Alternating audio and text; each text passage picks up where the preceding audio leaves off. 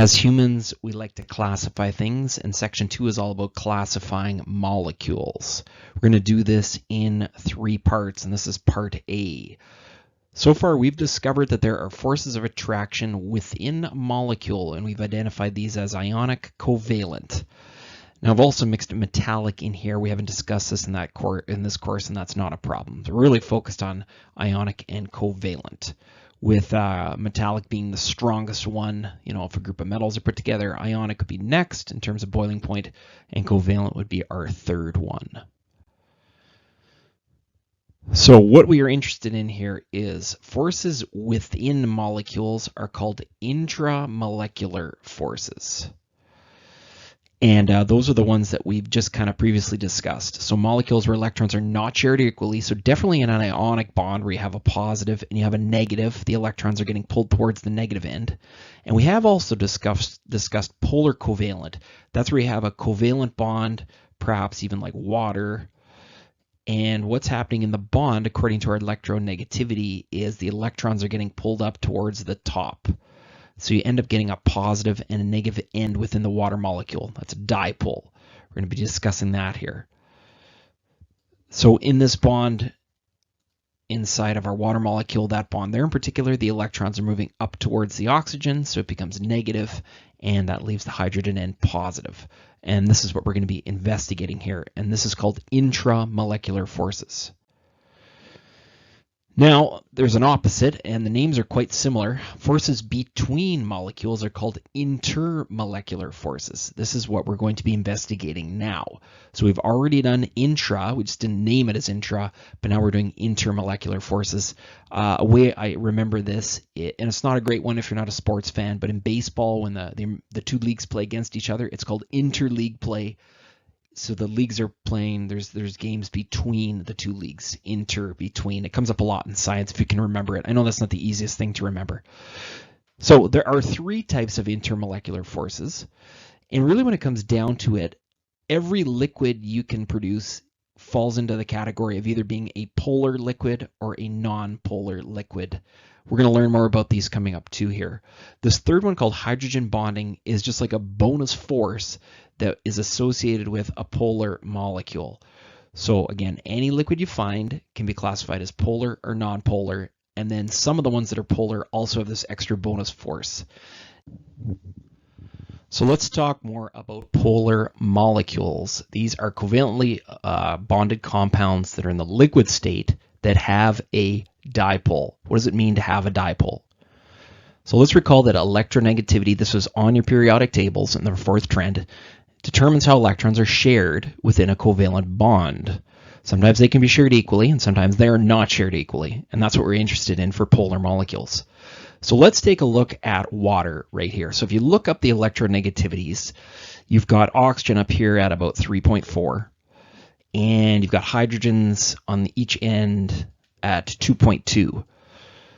The electrons are simply going to migrate towards the bigger number. So in both bonds here, electrons are actually moving towards the oxygen. So what that does is it causes us to have an oxygen that ends up being a bit negative here, slightly negative, and you've got a couple of hydrogens that both end up being slightly positive. And so what we've discovered here is that this molecule has a dipole, and the dipole would point up. The dipole just simply points to the negative end, and you cross it there. It looks like a little plus sign. So if a dipole pointing up, that means it's polar. So all polar molecules will thus have attractive forces for other polar molecules. They must. If we've got positive and negative ends of molecules, they have to be attracted to each other. This is why you can overfill a glass of water. It's like the water molecules are kind of hanging onto each other. They're not letting ones fall over the edge, so that's why you can have a meniscus. And the other thing we have to remember is that polar molecules lack symmetry. If you were to grab this water molecule in your hand, you could definitely tell if you were holding it, say, by the blue part or the green part, and you moved it around, you could see a difference in your hand. That's going to be different for non-polar molecules. So let's discuss non-polar molecules. They're essentially kind of the opposite. So again, they're covalent compounds, liquid state. This time they have no dipole. So let's take a look at a molecule. This one here, if you were to draw in each bond, you would have electrons moving towards the chlorines. The only problem is that it's all equal in every different direction. Isn't one end for me to draw, or one direction for me to draw a big overall dipole arrow, because everything cancels out. It's symmetrical. You grab this in your hand, you wouldn't be able to tell which way you were holding it as you turned it around. It would just look exactly the same. And even same for this molecule here. Again, there's no overall arrow or area that I could draw to show you where the electrons are going, because it's all kind of canceling out here. And that's what I'm trying to say here. So there's not one area where electrons are migrating towards. And these ones do have lots of symmetry. Again, like I said, you hold it in your hand, it kind of looks the same no matter how you're holding the non-polar molecules. Now, hydrogen bonding. I should point out at this time that if you have a liquid, it's either polar or non-polar. It's one of the two. It has to be. Hydrogen bonding is like an extra force that polar molecules may or may not have. So we like to say, or I like to say, it's a bonus force between hydrogens and oxygens. So if the molecule you're looking at has hydrogens and oxygens, then it might also have this extra force. If there's no hydrogens and oxygens, it will not have a hydrogen bonding bonus force. It would just be a polar molecule. So here's water that we've discussed, and the dipole's kind of, well, it's not indicated, but we've got our negative end for oxygen and our two positive ends. So what happens when you stick another oxygen near, or another water molecule near this? Well, there are going to be some attractive forces. We know pluses and minuses like to attract. So there's going to be some attractive forces here. And maybe there's another water molecule. So again, you're going to have some attractive forces going on here, and kind of so on. So this is the hydrogen bonding force. It's this purple, or it would be these purple lines I'm drawing in. Again, these molecules aren't physically bonded together, they're just attracted to each other. Now, what effect does this have? So here's a practical question. Organize the following compounds from highest boiling point to lowest boiling point based on their intermolecular forces of attraction. That's this polar, non-polar stuff we've been talking about. So let's take a look at 3 here. We've got oxygen gas. We've got water. And we've got this hydrogen sulfide compound. So if you were to draw out oxygen, it would look like that. And we know about water, and this hydrogen sulfide looks the same. So now we need to make some conclusions. What type of molecules do we have, polar or non-polar? So if we start with our oxygen one, there's lots of symmetry in this example, or this picture here. It must be a non-polar molecule. We've discussed water being polar. I've already given away that it also has hydrogen bonding, because that's what we just talked about in the last example. And the H2S, it is just a polar molecule. It does not have the hydrogen bonding because it doesn't have oxygens. It's got a sulfur here. So now we need to make a conclusion. Well, our non-polar one, it's got no forces of attraction. It's a very plain molecule. It's going to actually have our lowest boiling point. And if you look this number up, it actually boils at minus 183 degrees Celsius. So it would be a gas at room temperature. So non-polar ones are always going to be the lowest. Polar ones are going to be much higher because they have attractive forces for each other. So if we had to decide which one's going to be second here, it's going to be the one that is just a polar molecule. And you look it up, it's actually minus 60 degrees Celsius. And we all know water boils at 100 degrees. So it's got the highest boiling point because it has sort of 2 forces of attraction holding it together. There you go. Let's take a look at section B now. Section B is all about water. Water as a universal solvent. Why is it so good at dissolving stuff? We've learned again and again here, water is a polar molecule. So it's going to have attractive forces for parts of ionic compounds. Because they also have positive and negative ends. So here's an example of an ionic compound, sodium chloride.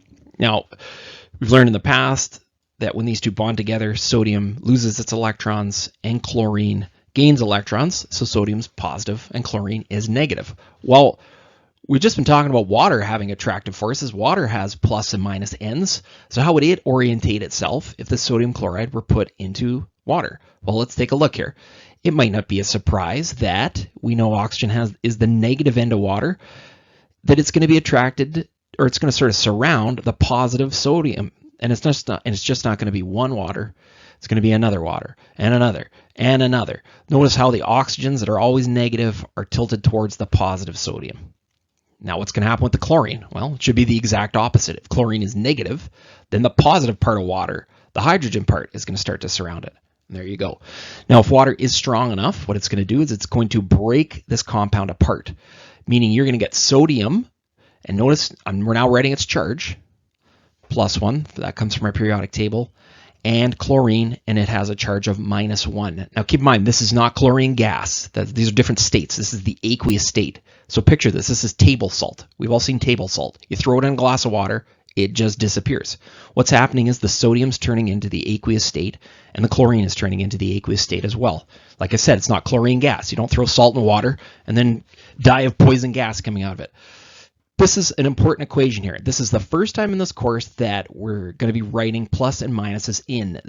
Students get confused at this part a little bit. It's different from everything we've done before. Before we were just doing reactions or decomposition or single displacement. None of those had any charges involved. Well, these ones do. And these equations have a special name. They're called dissociation equations. We're going to see a bunch of these in the future. So let's take a look at a couple of dissociation equations. We're going to see how aluminum nitrate dissociates.